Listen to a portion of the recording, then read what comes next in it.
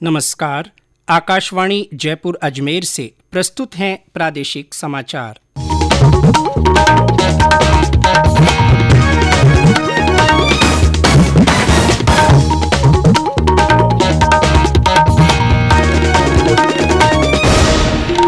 मुख्य समाचार।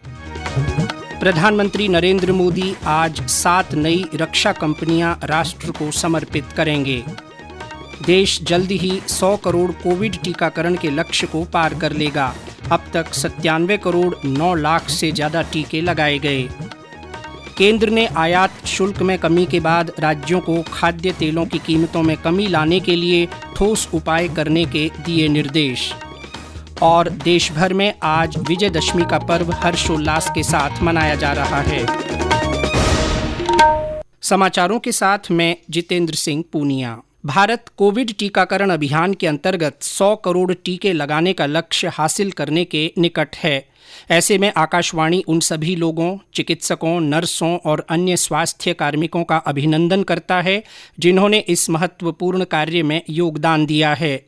इसके साथ ही हम आप सभी को सतर्क करना चाहते हैं कि कोविड अभी गया नहीं है। हमारी आप सभी से अपील है कि यथाशीघ्र दोनों टीके लगवाएं और अन्य लोगों को टीके लगवाने के लिए प्रेरित करें। त्योहारों के समय में कृपया इन 3 आसान उपायों का पालन अवश्य करें। मास्क पहनें, 2 गज की दूरी बनाए रखें, हाथ और मुंह की स्वच्छता बनाए रखने पर ध्यान दें।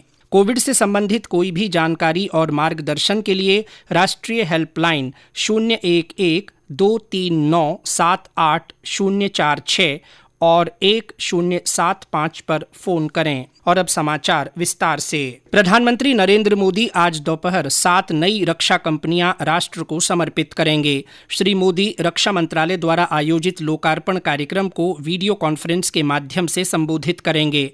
रक्षा मंत्री राजनाथ सिंह और रक्षा उद्योग संगठनों के प्रतिनिधि इस अवसर पर उपस्थित रहेंगे। इससे पहले प्रधानमंत्री गुजरात के सूरत में सौराष्ट्र पटेल सेवा समाज द्वारा निर्मित बालक छात्रावास के पहले चरण के भूमि पूजन समारोह में भाग लेंगे। इस छात्रावास भवन में लगभग 1,500 छात्रों के लिए आवासीय सुविधाएं हैं।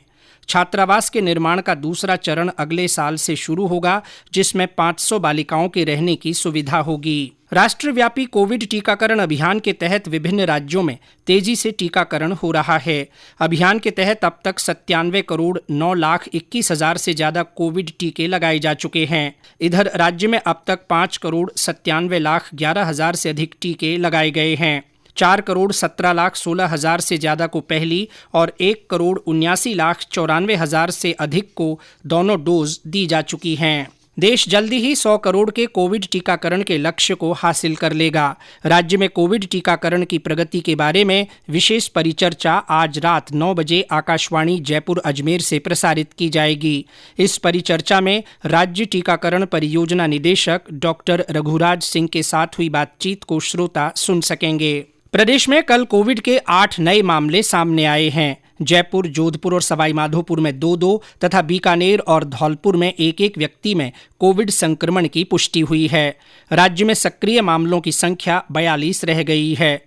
कल 2 लोग संक्रमण मुक्त हुए। इसके साथ ही अब तक 9,45,386 लोग इस बीमारी से स्वस्थ हो चुके हैं।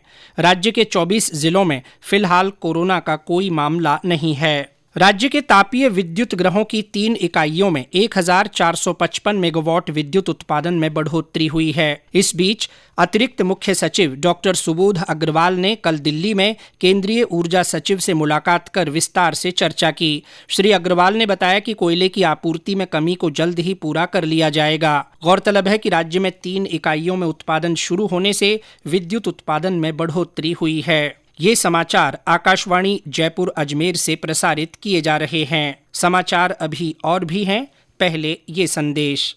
चलो मिलकर एक शुरुआत करें, चलो एक फैसला आज करें, मास्क नहीं तो टोकेंगे, कोरोना को रोकेंगे, चलो एक इरादा करते हैं, चलो कुछ वादा करते हैं, मास्क नहीं तो टोकेंगे, कोरोना को रोकेंगे।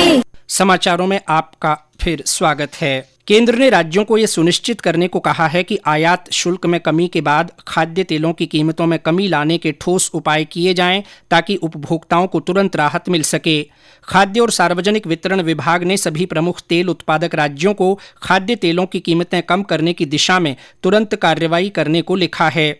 इस बारे में राजस्थान सहित 8 राज्यों को पत्र लिखे गए हैं। केंद्र ने राज्यों को यह सुनिश्चित करने को कहा है कि केंद्र द्वारा आयात शुल्क में कमी का पूरा लाभ उपभोक्ताओं को मिले ताकि उन्हें विशेष रूप से त्योहारों के दौरान तेजी से बढ़ती कीमतों से राहत मिल सके। इस कदम से महंगाई पर अंकुश लगेगा और उपभोक्ताओं को खाद्य तेलों में 15 से 20 रुपए प्रति किलोग्राम की राहत मिलेगी। प्रसार भारती पुरानी एनालॉग डीडी टेरेस्ट्रियल ब्रॉडकास्ट व्यवस्था को चरणबद्ध रूप से समाप्त कर रहा है। इससे उभरती प्रौद्योगिकी और नए अवसरों के लिए रास्ता खुलेगा।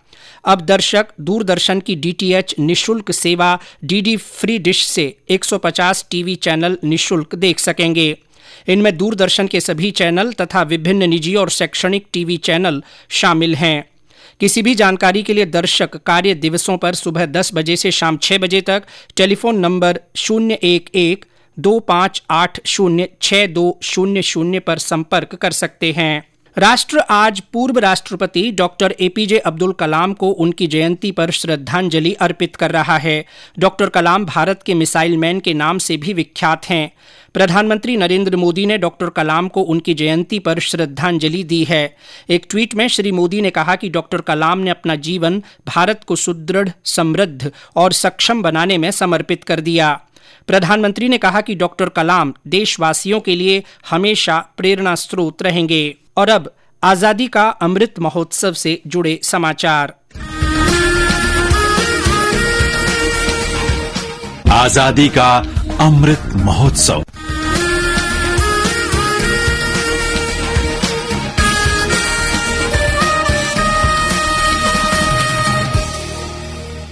आकाशवाणी जयपुर के समाचार विभाग की ओर से अमृत महोत्सव के तहत चलाई जा रही प्रश्नोत्तरी प्रतियोगिता का आज का सवाल: आजादी की लड़ाई के दौरान 1917 में बिजोलिया में विद्या प्रचारिणी सभा की स्थापना किस स्वतंत्रता सेनानी ने की थी? 10 अगस्त से शुरू हुई इस प्रतियोगिता में प्रदेश के विभिन्न क्षेत्रों से श्रोता बढ़ चढ़कर भाग ले रहे हैं।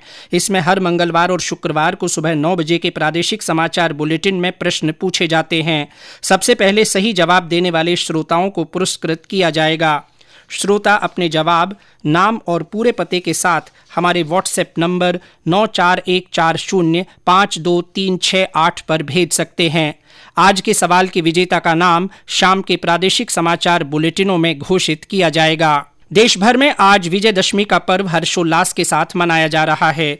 विजयदशमी भगवान राम की रावण पर विजय और बुराई पर अच्छाई के प्रतीक के रूप में मनाई जाती है।